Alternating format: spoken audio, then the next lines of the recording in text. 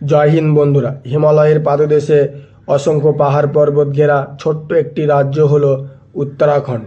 অসংখ্য নদ নদী, পাহাড় পর্বত, বরফে আচ্ছাদিত, জঙ্গল দ্বারা আবৃত ছবির মতো সুন্দর রাজ্যটি হলো উত্তরাখণ্ড।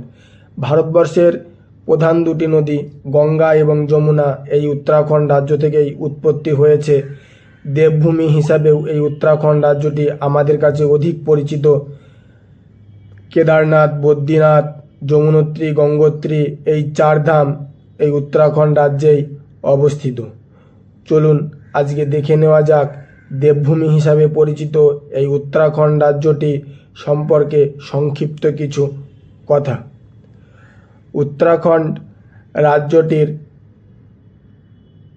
আয়তন হল 53,483 বর্গ কিলোমিটার এবং এই রাজ্যটি গঠিত হয়েছে 1 নভেম্বর 2000 সালে। জেলার সংখ্যা হল 13টি। উত্তরাখণ্ড রাজ্যের রাজধানী হল দেরাদুন। উত্তরাখণ্ড রাজ্যের মোট জনসংখ্যা হল 1,19,13,000 জন। এখানে মানুষ বিভিন্ন ভাষায় কথা বলে থাকে, আর এখানকার প্রধান ভাষাগুলি হলো হিন্দি, সংস্কৃত ও অন্যান্য। শিক্ষার হার 87.6%। আমাদের ভিডিওগুলি ভালো লাগলে ভিডিওটিকে একটি লাইক দেবেন এবং চ্যানেলটিকে সাবস্ক্রাইব করবেন।